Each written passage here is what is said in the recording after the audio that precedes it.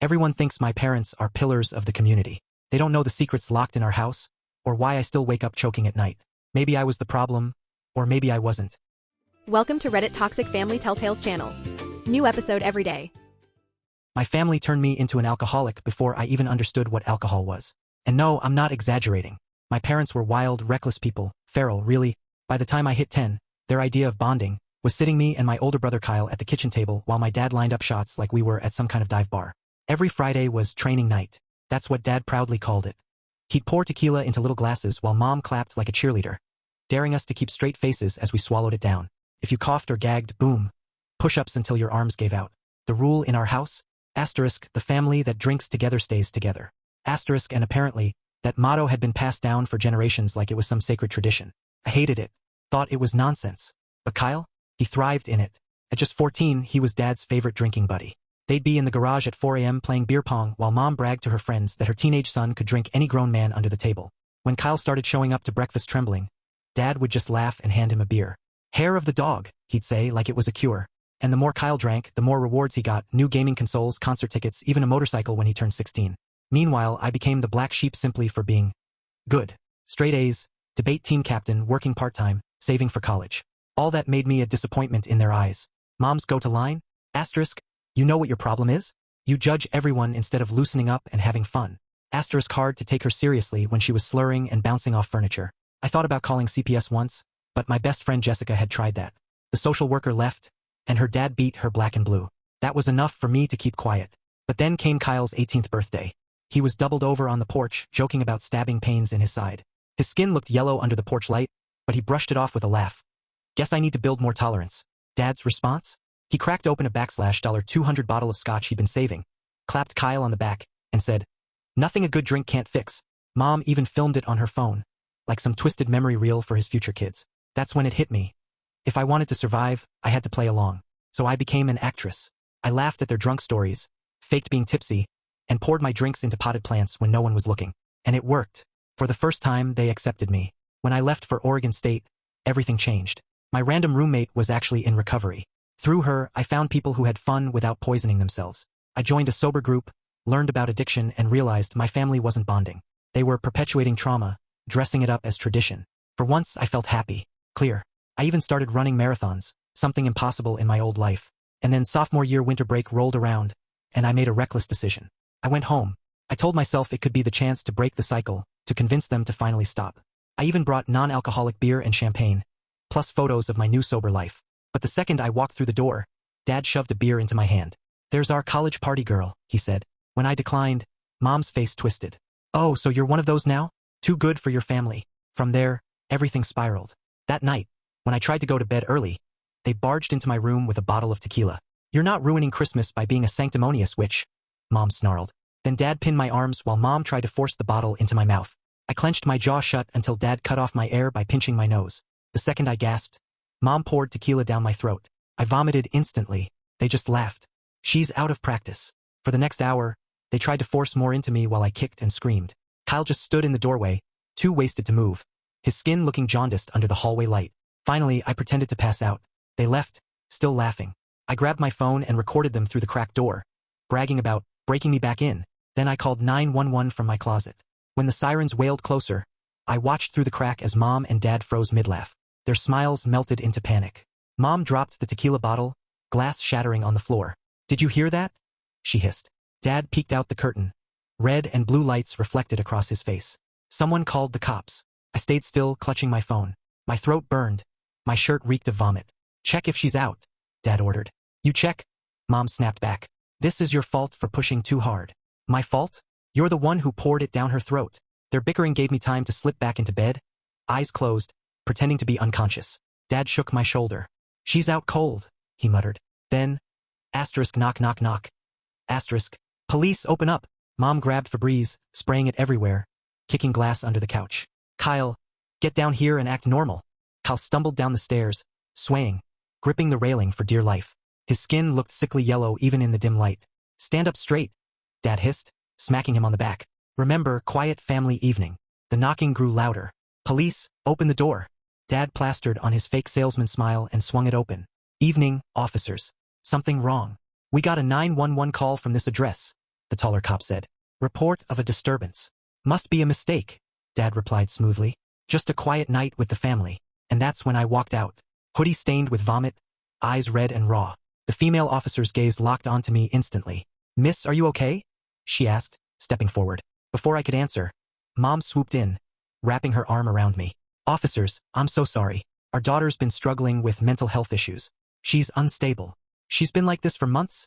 Dad added, dripping fake concern. We've been trying to get her help, but she refuses. My voice cracked like sandpaper. They forced alcohol down my throat. Mom's grip tightened. See? She makes up these stories. We caught her drinking alone in her room. She's having another breakdown. The officers exchanged a glance. Then the male cop looked me dead in the eyes. Miss, we need to speak with everyone separately. Can you step outside with Officer Martinez? As I moved toward the door, Kyle's eyes followed me, but his body stayed rooted to the wall. His hands trembled violently, one clutching his side where the pain gnawed at him. The loyalty he had always given our parents flickered in his bloodshot eyes, like a dying light bulb about to go out. Outside, the cold air hit me like a slap. Officer Martinez's gaze immediately dropped to my vomit-stained hoodie. What happened tonight? She asked softly. My fingers shook as I pulled out my phone. I have proof, I whispered. They held me down and poured tequila into my mouth. She leaned closer. Can I see it? With trembling hands, I played the video. Even through the crack of my bedroom door, you could clearly hear my parents' voices. Slurred, mocking, laughing about breaking me back in. Martinez's face hardened as she called to her partner. You need to see this. From inside, Mom's shriek split the night. That's taken out of context. She's editing it to make us look bad. Where's your warrant? Dad's smooth salesman act cracked like cheap glass. You can't just barge into our home based on the delusions of our mentally ill daughter. The male officer's eyes slid to Kyle, who was slumped against the wall, looking waxy and jaundiced even under the porch light. Sir, is your son okay? He looks like he's in medical distress. Mom jumped in instantly. It's just the flu. Kyle, tell them you're fine. But Kyle just opened his mouth and shut it again. His silence screamed louder than words. We need paramedics, Martinez said firmly into her radio. Possible alcohol poisoning, possible liver failure. This is ridiculous, Dad barked. I golf with Sheriff Patterson every Sunday. This is just a family disagreement. My daughter's bitter because we cut her off financially. She's always been holier than thou about drinking. As we waited, Mom's fingers flew across her phone like a concert pianist. Within minutes, my phone buzzed nonstop. Texts from aunts, uncles, cousins. Asterisk traitor. How could you do this to your parents? Asterisk Mom says you're having a breakdown. Get help. When the paramedics arrived, they examined me first. One shined a light into my raw throat. Chemical burns, he muttered, consistent with forced alcohol ingestion. Mom scoffed. She did it to herself. She's always been dramatic. Meanwhile, Kyle clutched his side again, face twisted in pain. The paramedics noticed immediately. Sir, we need to examine you. He's fine, Dad snapped. It's just the flu. But under the porch lights, Kyle's condition was impossible to deny.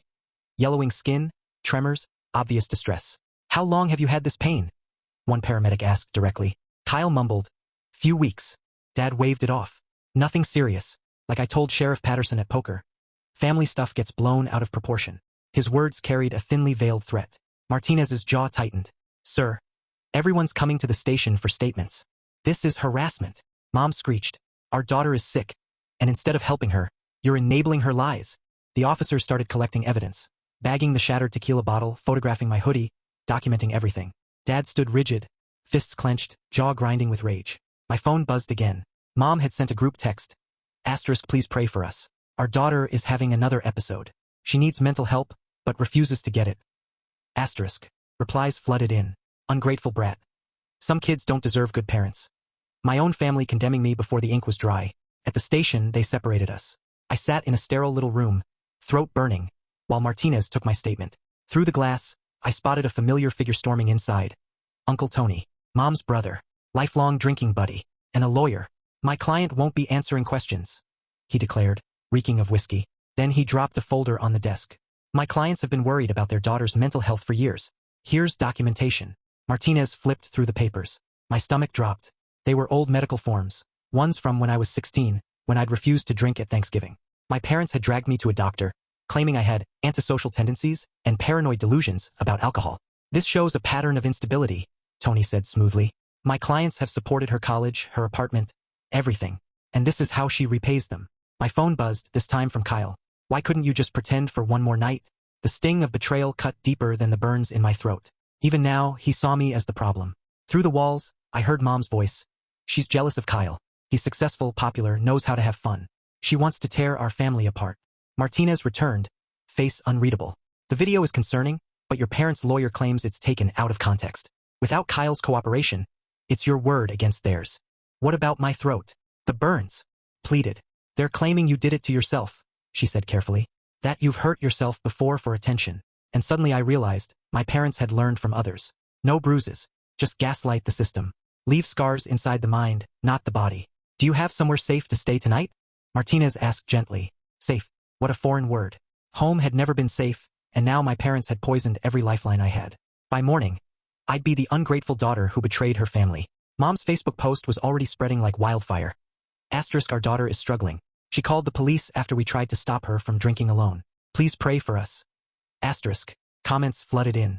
Bowling league friends, neighbors, even my old teacher. Everyone siding with them. Then one message froze me. From Benji, a bartender who knew my family. Asterisk, Kyle's been coming to AA meetings at the church. For 3 months. Your parents don't know. Asterisk. Before I could process that, Uncle Tony returned with another stack of papers. Your parents pay for your tuition, rent, car, insurance. You're entirely dependent. One signature and it's gone. Is that what you want? Martinez cut in, irritated. Sir, you cannot threaten a witness. I'm not threatening, Tony said smoothly. I'm just explaining family dynamics. My phone buzzed again, this time my roommate. Asterisk, your mom just friended me on Facebook. She's asking weird questions about your mental health. What should I do? Asterisk. The walls felt like they were closing in. Mom was already working to poison my support system. Tony leaned closer, his whiskey breath suffocating. Your parents are willing to forgive this misunderstanding. They'll pay for real therapy. All you need to do is admit you were confused. Confused? I rasped. They held me down and forced alcohol into me. You were drunk, Tony said coolly. Memory plays tricks. Maybe you had a few drinks, got anxious, and your parents tried to help. It happens. Just then, Martinez's partner rushed in. We need to transport the brother, he's crashing. Through the door, I saw Kyle being wheeled out on a gurney, skin greenish, clutching his side. Our eyes met, his filled with raw terror. I tried to go to him, but Tony blocked me. He'll be fine. Just fluids. But I knew better. I'd studied liver disease after recognizing Kyle's symptoms. Jaundice, tremors, pain. His liver was failing. He needs transplant evaluation, I begged Martinez. Run a hepatic panel. Tony sneered. Now you're playing doctor. This is exactly her delusional behavior. My phone rang. Dad's face on the screen, beer in hand. Against my better judgment, I answered. You happy now? His voice was cold steel. Your brother's in the hospital because of you. He's sick because you've been poisoning him since he was 10. We gave him tradition. You're the one who rejected us. In the background, Mom's voice. Tell her about the diary. My blood ran cold. The diary you wrote in high school, Dad said. The one where you fantasized about running away. Wished you had different parents. We kept it. In case we ever needed to show people who you really are. The line went dead. I sat there, shaking, realizing they had every weapon ready. Old medical files. My teenage diary. Family already turning against me. I need to see my brother, I told Martinez. You're free to go, she said, but warned. Stay away from your parents for now. Tony smirked, venom in his eyes. She's right. In fact, I'll be advising my clients to seek a restraining order, for their safety. The December air cut into my lungs like shards of glass as I stepped outside the station. I collapsed into my car, blasting the heat, trying to figure out what came next. My phone buzzed. A notification from my bank. My stomach dropped. The tuition money I'd saved for next semester? Gone. The rent fund I'd been building? Gone. Even the $500 emergency stash I'd hidden in a separate savings account? Wiped out. All of it drained, except for what I'd kept in a separate bank from my part-time job. $3,000 that morning. Now down to less than $500. My parents hadn't just taken my childhood. They were dismantling my future piece by piece. I drove to the hospital in a haze, headlights blurring as my eyes burned. The ER was packed. Burned hands from ovens, ladder falls from Christmas lights, drunks with bloody noses. Holiday chaos. A nurse with kind eyes finally let me slip into Kyle's room after I begged and explained I was his sister. He looked so small in that hospital bed. IVs snaked into both arms, his skin an awful yellow under the fluorescent lights. Beside him sat Alexandra, his girlfriend. Her hand rested protectively over her barely there bump. You shouldn't be here, she said flatly, not even looking at me. Alex, please. She turned, eyes red from crying. Your parents said you're having some kind of breakdown. That's not true. You know that's not true. Her jaw trembled. Do I? You called the cops on them. On Christmas.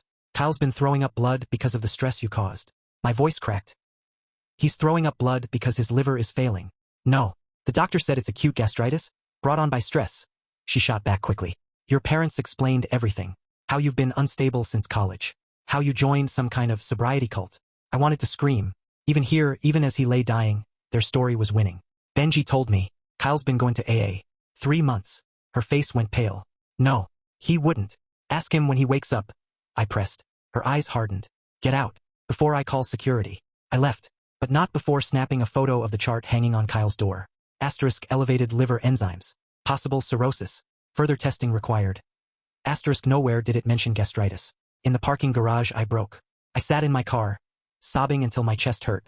My family had turned me into a villain, drained my bank account, poisoned the whole community against me. And now my brother was dying while everyone pretended it was my fault. My phone rang. Jessica, my best friend, the one who'd been through her own hell with abusive parents. I saw your mom's Facebook post, she said without preamble. Jess, I believe you. She cut me off, voice steady. I know what it's like when parents flip the script. But listen, be careful. My dad called your dad after he saw that post. They were on the phone for an hour. Ice filled my stomach. What did they talk about? I don't know. But I heard something about coordinating stories and protecting traditions. They're planning something. After we hung up, I drove to the only place that had ever calmed me, the 24-hour gym. Running had always been my escape, my way to burn off the poison life left in me. I pounded the treadmill until my lungs felt like fire, trying to outrun reality. At 3 a.m., an email pinged on my phone. Subject line, I'm worried about you. It was from my roommate. Attached was a forwarded email from my mother. A 3-page letter about my deteriorating mental health, complete with fabricated stories.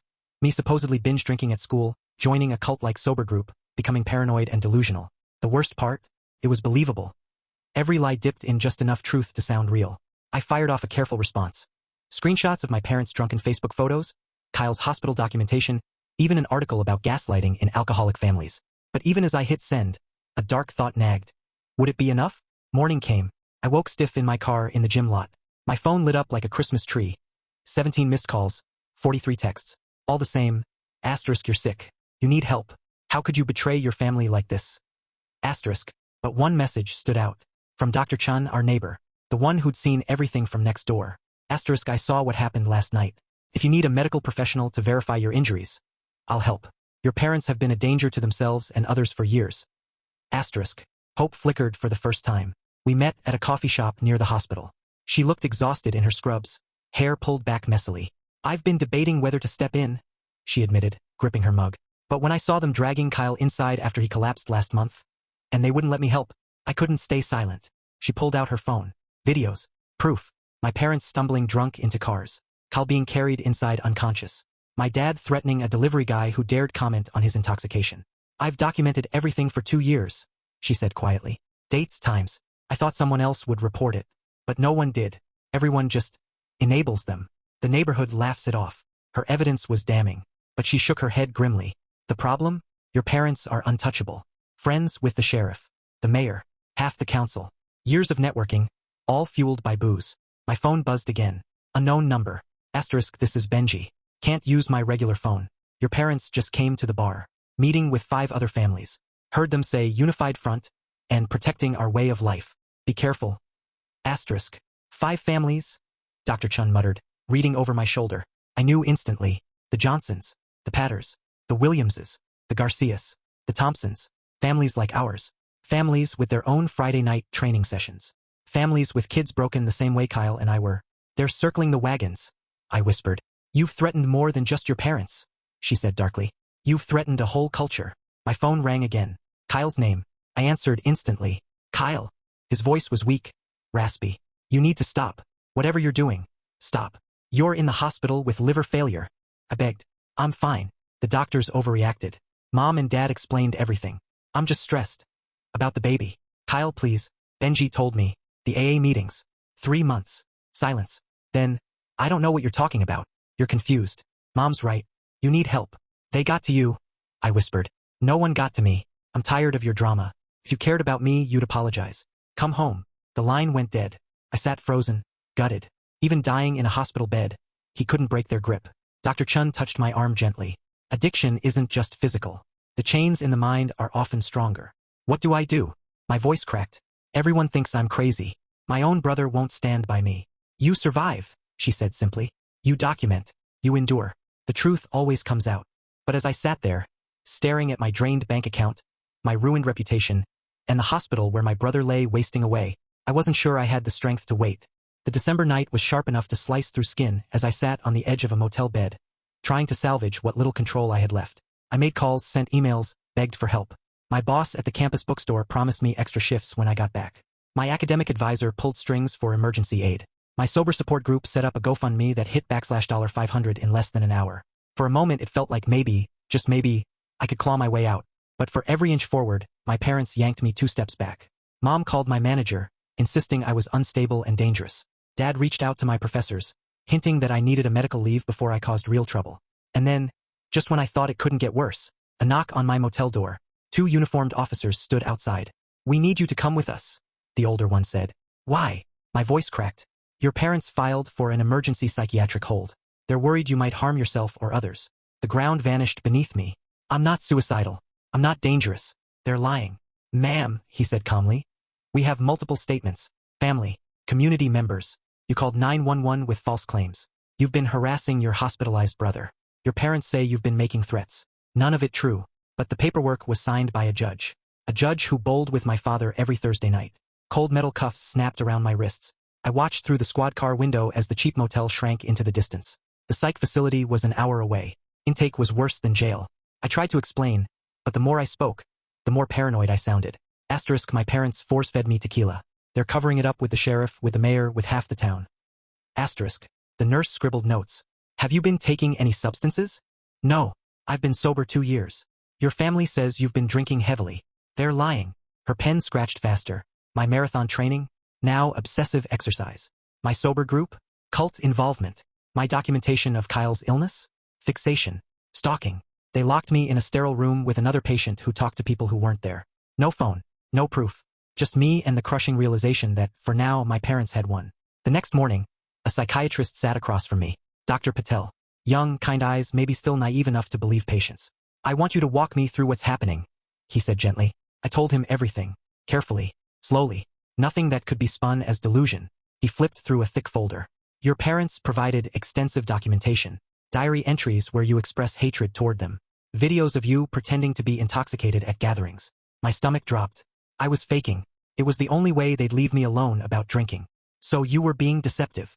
Every truth twisted into a symptom. Every explanation into an excuse. "There's someone who can verify my story," I begged. "Dr. Chun.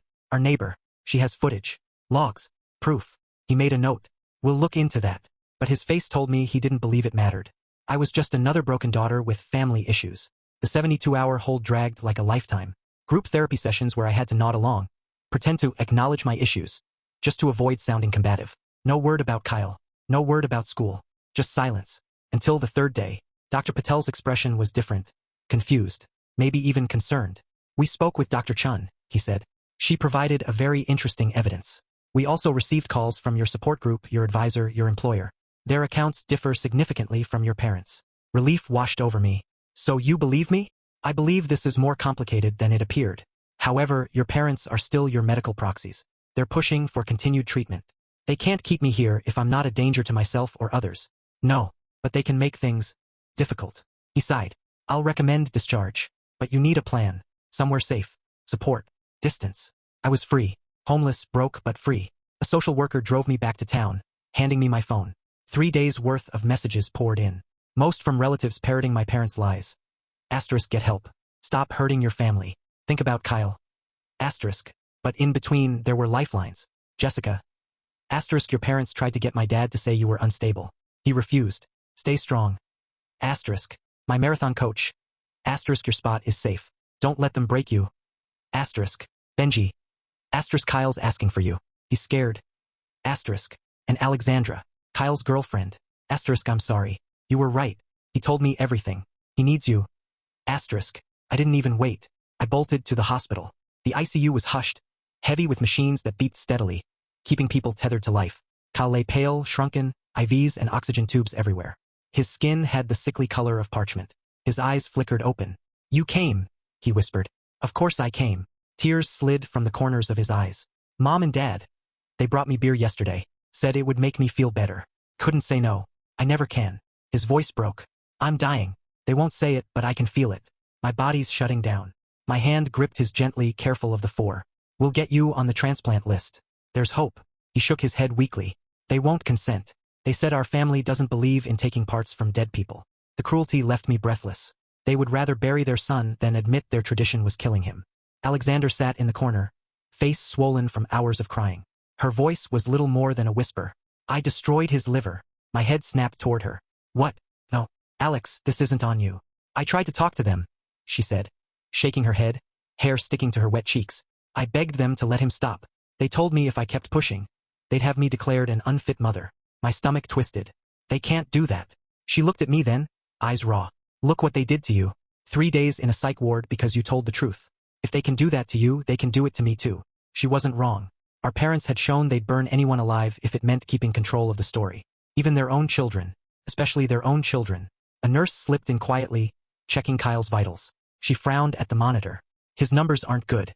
Has the family made a decision about transplant evaluation?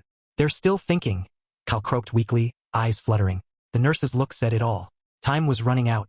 When she left, Kyle turned his head toward me, his lips trembling. I need you to do something. I leaned closer. Anything. In my apartment under the bed, there's a box. Recordings from AA, journals, medical records. If something happens to me, nothing's going to happen to you. My voice cracked. Promise me. His hand clamped around mine with a sudden strength. Promise you'll use it. Don't let them do to others what they did to us. I nodded, tears blurring my vision. I promise. Even as my chest ached, I realized my big brother. The same boy who once carried me on his shoulders, who steadied my bike when I first learned to ride, was preparing for a death that never had to come. When visiting hours ended, I left the hospital, his apartment key digging into my palm like a brand. This wasn't just about saving Kyle anymore. This was about ending a cycle of destruction that had devoured our family for generations. If my parents wanted war, they were about to get one. The December wind cut through my torn Oregon State hoodie as I climbed the steps to Kyle's third-floor apartment. Inside, the air was stale, thick with the smell of old beer. Bottles cluttered every surface. I found the box exactly where he said. My hands shook as I opened it. Journals, page after page, documenting his desperate attempts to quit. Each one ending the same way. Mom and Dad found out. They showed up at the meeting. Medical records, hidden from them, showing enzyme levels so high any doctor would panic. And at the bottom, a USB drive labeled insurance. I plugged it into his laptop. Video files popped up. One by one, I clicked play. Mom pouring beer into his orange juice at breakfast. Dad threatening to kick him out if he embarrassed the family by going to rehab. Kyle begging to get help. Dad smashing his AA chips with a hammer. It was all there. Proof. My phone buzzed. Alexandra. Asterisk Kyle's asking for you. Hurry. Asterisk. I bolted back to the hospital. Chaos erupted the moment I reached his room. My parents stood over Kyle's bed with their lawyer. Papers spread everywhere. Kyle looked worse, his chest rising shallowly. Sign here. Mom pressed a pen into his trembling hand. Power of attorney for your medical decisions. Stop. I burst through the door. Dad's face turned purple. Security. She has a restraining order. But I was already at Kyle's side, shoving the papers away. Don't sign anything. I have your videos. Everything you documented. Mom lunged for the USB drive in my hand, but Alexandra blocked her. I called them, she said firmly. I couldn't let this happen anymore. 2 security guards rushed in, but so did Dr. Chun, calm as ever. I'm this patient's physician, she lied smoothly. Everyone out. Only his sister stays. We're his parents, Dad snarled. The patient requested his sister. His condition is critical. Respect his wishes, Dr. Chun said, flipping his chart with authority. Uncle Tony's face darkened, but Dr. Chun didn't flinch. Sir, leave now or security will escort you. They stormed out, Mom hissing in my ear. This isn't over. Alone with Kyle, he squeezed my hand weakly. Play the videos. For the doctors. For everyone. Dr. Chun called in the patient advocate and the on-call psychiatrist. Together, we watched every file. The psychiatrist's expression grew grim. This is clear evidence of abuse. Adult Protective Services needs to be called immediately. And the transplant evaluation now. Hope flickered in Kyle's eyes, fragile but alive. But the moment was short-lived. Within an hour, the hospital administrator walked in with Uncle Tony and a judge, one of Dad's golf buddies. We have a court order, the administrator said softly. Your parents retain medical decision-making authority. The judge nodded. Based on evidence that their daughter is unstable and manipulating her brother. I raised my phone, already recording. Your Honor, are you aware you've golfed with my father for 15 years? That you were at his birthday last month where he served alcohol to minors? The judge's face reddened. Young lady, you're bordering on contempt. I'm bordering on the truth. How much has my father donated to your campaign? Uncle Tony snatched at my phone, but too late. I'd already backed it up to the cloud. The administrator shifted uncomfortably. Perhaps, we should review this more carefully. That's when the door opened again. Jessica's father. My stomach clenched until I saw his face. Not cruel. Determined. I'm here to testify, he announced. About what really happened when my daughter called CPS. About how these families coordinate to silence their kids. Behind him came more parents. But they weren't here for my parents. They were here to break their silence. My son's been in rehab 6 months, Mrs. Johnson whispered. I couldn't say anything before. My daughter tried to kill herself last year. She's 15. Mr. Peters added, glaring at my parents.